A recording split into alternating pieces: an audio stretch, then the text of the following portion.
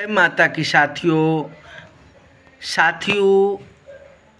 आपने नवरात्रों में महामाई का पूजा अनुष्ठान व अर्चन किया और यह 9 दिन नवरात्रों के महामाई को समर्पित किए और महामाई ने भी आपकी भक्ति और आपकी श्रद्धा देखकर आपको आशीर्वाद दिया।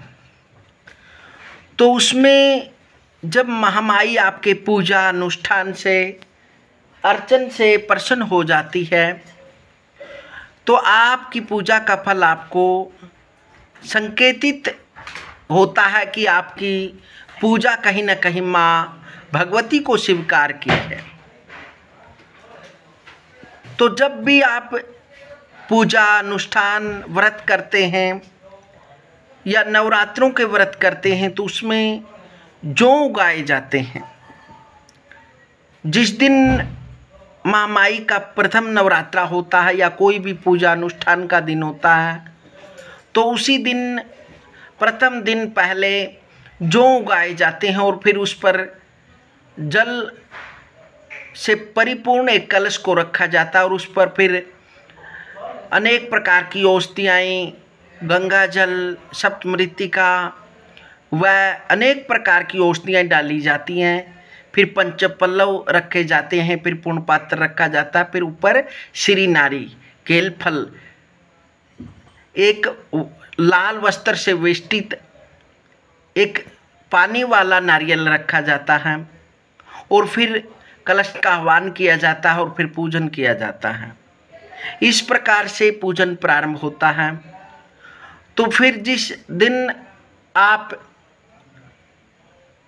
माँ का विसर्जन करते हैं या कोई पूजा पाठ के बाद उन देवताओं का विसर्जन करते हैं तो फिर अपने जो गाय हैं उनमें देखते हैं कि कोई उस पूजा और अनुष्ठान की कृपा से उन जौ में कोई सफ़ेद जौ उगा है या नहीं। यदि उन जौओं के अंदर एक सफ़ेद जौ जगह उगा हुआ है तो समझ लेना चाहिए कि माँ भगवती का या कोई भी देवता का जिसका जो आपने अनुष्ठान किया है उसका पूर्ण फल आपको प्राप्त हुआ है, ऐसा संकेत आपको दिखाई देता है। तो इस प्रकार से ऊपर से लेकर नीचे तक जो सफ़ेद जौ होता है वह लक्ष्मी का प्रतीक होता है। वह जिस भी देवता के निमित्त आपने पूजा अनुष्ठान किया है उसकी प्रसन्नता का संकेत है।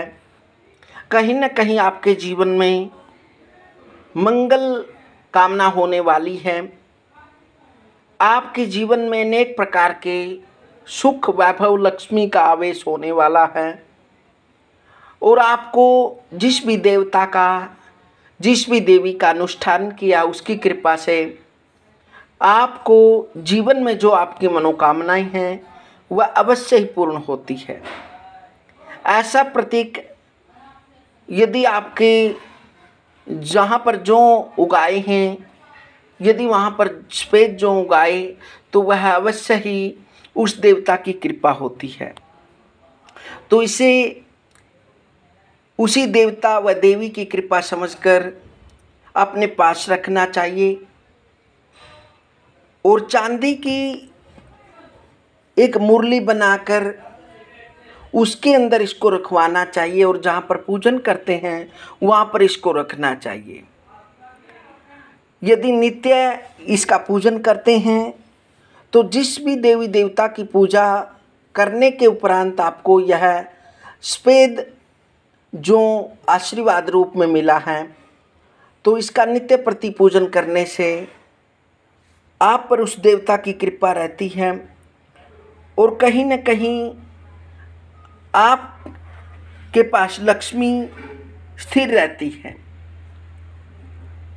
कहीं न कहीं लक्ष्मी स्थिर रहती है। तो इस प्रकार से लक्ष्मी की कृपा होती है और माँ भगवती की कृपा से, माँ लक्ष्मी की कृपा से आपके भंडार भरे रहते हैं। आपके घर में अन्न धन की कभी कमी नहीं होती, ऐसा शास्त्रों के अंदर बताया गया है। तो इस प्रकार से महामाई का आशीर्वाद प्राप्त होता है और इसे श्रद्धा भक्ति से देवी देवता का प्रसाद समझकर व आशीर्वाद समझकर इसे अपने पास रखना चाहिए और नित्य प्रति इसका पूजन करना चाहिए। अवश्य ही महा भगवती की कृपा से आपके सभी कार्य मंगलमय होंगे और माँ भगवती जगज्जननी आपके सभी कार्य सफल करेगी और आप पर माँ भगवती का आशीर्वाद बना रहेगा। हरि ओम। जय माता की।